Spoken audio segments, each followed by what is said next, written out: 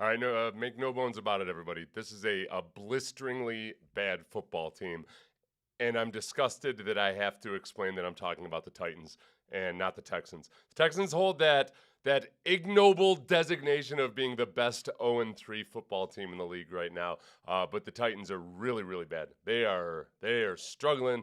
The coaching staff, or the head coach at least, is in very grave danger of being fired. So the Texans, a week before they play the Baltimore Ravens, who I know are struggling on defense this year, but are still scoring a lot of points. Ravens have the third highest scoring offense and highest scoring offense, third worst scoring defense. So don't look ahead. Don't look ahead. Texans cannot take this team lightly, and I would bet that everybody over there at the stadium is not.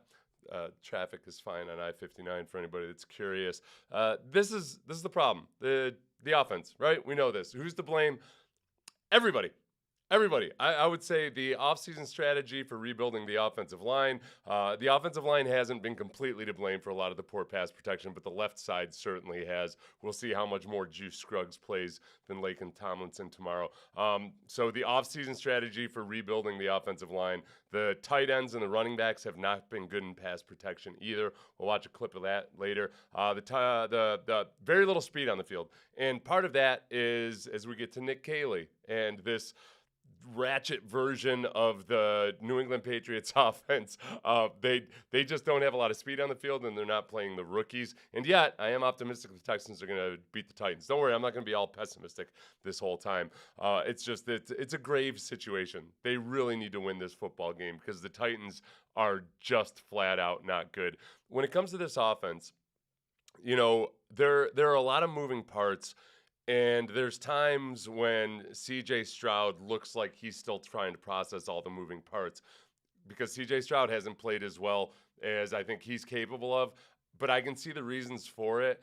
And this is how my week has gone. Usually what I'll say is everything I just did. Hey, there's problem 1, 2, 3, 4, 5, and also CJ has to play better too. And I'll get in the replies in the comments. Hey, it's not all CJ's fault. I know. I just listed all the things that weren't CJ's fault. I played with a very smart veteran quarterback once upon a time, early in my career, different team than the Texans. And we were running an offense that had a whole lot of option routes, the way this Texans offense does, where so many of the receivers are making decisions whether to sit down on their routes or to extend them. And every single one of them's got a decision, and the quarterback's got to process all the coverages he's seeing and all the decision the receivers are making. And it's a lot. It's a lot. So when CJ sometimes looks like he's a little bit sticky in his process, I get it because it's not an easy thing to just turn right on. I wish Nick Caley was simplifying things enough for the rookies and maybe running some more concepts to get guys open. And because there's speed out there, we're just not seeing it. But just don't get mad at me. Here's D'Amico, who I think I think by and large, most people still like and trust D'Amico. Here's D'Amico talking about his conversation with CJ Stroud this week. Emotionally. Yeah, meeting CJ this week, man, I feel like he's in a really great spot mentally, clear mind, understanding, like I got to play better, right? He understands that, and that's the first step to making strides and getting better is understanding and admitting, like, hey, I know I have to play better so the team can be better. Let's go. So I'm excited to see him press forward, go play better, excited to see everybody around him play better as well. Yeah, and look, I have no doubt that CJ is being critical of himself. That's just kind of how he's wired, and I don't see him pointing the finger or anything like that. I know people have been concerned about his demeanor in the press conferences from week to week, and I get that. I have a hard time reading into that stuff, especially with CJ, just because he's kind of more of a laid-back or low-energy persona when he's at the podium in general, even after big wins or big losses. I try not to read into that. I haven't seen him panic, I don't think. I don't think I've seen him let go of the rope or not trust that this offense can be good. As Bill O'Brien was running his version of the offense that never works anywhere except in New England, but it did start to click in 2020 for Deshaun Watson. The way I understood it was that Deshaun Watson very much liked the offense and liked the way Bill O'Brien operated things because he had gotten to that point where he had command of everything. Now, that's several years into Deshaun Watson's tenure with that offense. I think CJ was more advanced than Deshaun was coming out of college, but it's still a lot to learn at the NFL level. The offensive line, look, we know the deal. Ariante Ursery in trying to replace Laramie Tunsil in pass protection, not the same dude. He's a rookie. Go back to the offseason strategy of you signed Cam Robinson, theoretically, I thought, to be a bridge tackle for a guy like Ariante Ursery, but they're putting Ariante Ursery versus a lot of tough defensive ends early on. This is just, I really hate showing this because it's a really bad rep by Ariante Ursery, but I feel like I have to. This was second and long late in the second quarter. And it did not go well for Ariante Ursery. And then CJ, I think CJ made the right decision because if you look at all the defensive backs, everybody's bailing. They showed blitz at the line. If you watch Nick Chubb's checking that backer who ends up dropping into coverage. And should he have chipped Josh Hines-Allen? Could he have? I'm not exactly sure what his rules are there. They did give Ariante Ursery help at times in this game, but sometimes you gotta block 4 with your 5 offensive linemen when it's second and long, and hopefully you can get something off. But Ariante here, he just gets beat so badly. And watch his feet. This is just a rookie thing that he's got to clean up. You never want your feet that close together as an offensive lineman. That's almost less than a 2x8. And you got to be able to straddle a 2x8 at least. But then especially here, like versus a guy like Josh Hines-Allen, his feet are just clicking. So he's been very accountable for his bad performances. I feel bad for the kid because I just think in certain situations it would be awesome if Cam Robinson they thought would be a better guy than him. And then I don't know, CJ's decision in making that throw. They got to get something going. I don't badger him for trying to make something happen.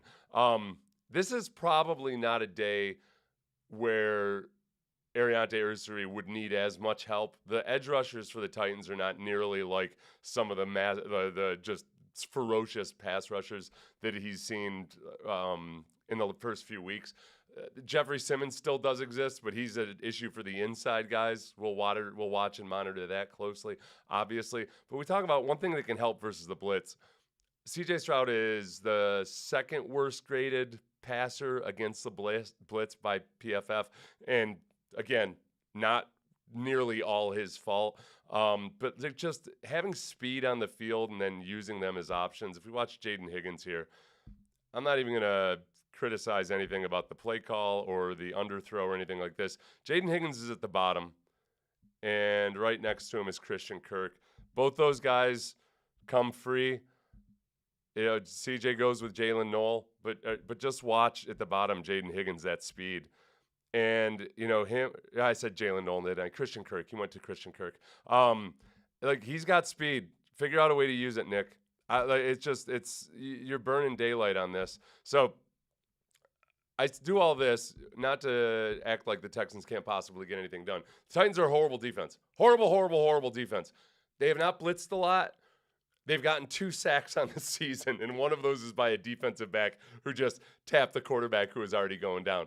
The Titans have not been blitzing, but they're in a situation, I think, where Brian Callahan is very much on the hot seat, and they might just say, look, we might not trust our guys in coverage, but we're just going to blitz. We're going to bring the house. So this is a big week for giving CJ some options versus the blitz. The offensive line hopefully holding up against it. The one unit on either of these teams that's really, really good right now, as an update, I want Derek Stingley, probably, I'm guessing, is not going to play tomorrow just because they elevated 2 defensive backs up today. And that just makes me feel like Derek Stingley, who didn't practice all week, probably not going to be out there tomorrow. So it'll be on Tremont Smith and the other guys to see what they can get going. Then obviously CJ Gardner-Johnson not there as well. Miles Bryant and D'Angelo Ross are the 2 guys. So Miles Bryant can play cornerback or safety. D'Angelo Ross they can use as a backup cornerback. Tremont Smith did pretty well in relief of Derek Stingley, but I would imagine they're going to try to target him as much as possible. And we'll see how it goes without CJ Gardner-Johnson. I've got some good things the defense was doing later on, but as far as the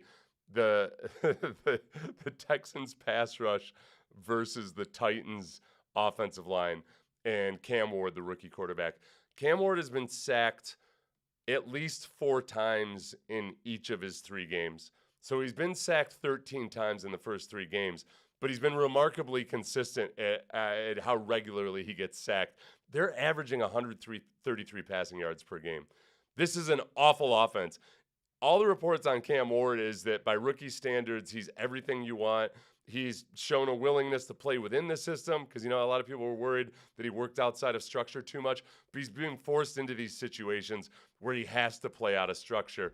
As a reminder, and I know most of you have seen this before. I don't have it in here. Let's see. Let's get the Cam Ward miracle throw. Like, this is what you worry about with Cam Ward, because what do the Texans sometimes struggle with guys like, I would say, like, Baker Mayfield is a little similar to Cam Ward. Baker Mayfield isn't the most incredible athlete, but he can do things like this and scramble to buy time. That's what Cam Ward does. I mean, he's just against the grain, throws the ball about 50 air yards off his back foot. The Texans got to be – they're going to get a pass rush. Daniil and Will are going to be screaming off the edges. I think the guys in the middle will get a good pass rush. The Titans have really struggled at the edges. J.C. Latham's going to be out for this game. But they just got to be sure they contain Cam Ward and don't let him be the X factor that somehow throws a wrench into all of everybody's plans. The Texans defense last week, I heard somebody in Tennessee this week saying, hey, they got to run against this Texans defense. They're vulnerable against the run, which is interesting because the first week the Texans hemmed up the Rams running game pretty well, but they loaded the box to do it, and they really got creamed versus play action. I think C.J. Gardner-Johnson and some of his mental errors were at least partly responsible for that. But as far as stopping the run, they did a good job. And we all know what happened in the Bucs game. They got destroyed against the Bucs. Last week, I think they started to really show that, hey, we love Jalen Petrie, but we got to be sure that we recognize and realize there's times against the run that he's not an actual linebacker. There's times in the passing game where he's not a cornerback. We can't play him and give him the responsibilities of a cornerback all the time. So they manipulated their defensive personnel groupings a good amount. So against the run, I was really happy to see this because they did a good job versus the Jags defense last week. But if you see this first play, this is elephant package. I think we used to call it elephant package. Oh, how did I screw up the circles that bad? You idiot, Seth. All right, there's 5 defensive linemen there. So they had a 5 defensive lineman package out there at one point, or at a few points, stuffed the run there. And then what they also did was more of their, I know what I did now. All right, those 3 circles are supposed to be on the 3 linebackers, just above the circles. Move them there with your imagination. They played with a 4-3. And you got to stop the run. More heavy bodies on the field. It's as simple as that. Sometimes they did a good job of it. Good job there, Will. I was dismayed to learn that the young folks are calling the 4-3 base package now a heavy personnel grouping. Made me feel really old. Like they're a 4-3 defense. How's that a heavy personnel grouping? The Texans play the majority of their time in nickel, where they only have 2 linebackers on the field. So that was good. I like that little tweak, and I think Matt Burke is realizing better how to work with all of his personnel. And C.J. Gardner-Johnson made some nice plays against the run last week.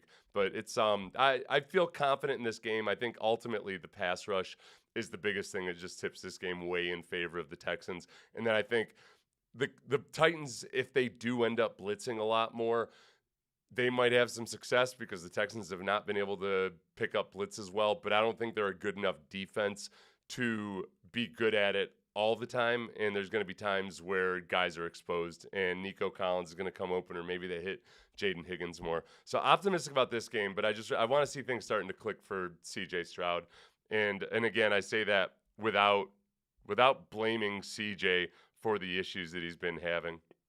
All right, I got college football to watch and a Yingling flight to finish off. Sean has a sponsorship with Yingling Flight, so I get all kinds of perks and benefits. Playing in the NFL was nice, but getting a free 12-pack of Yingling Flight every now and then, pretty sweet.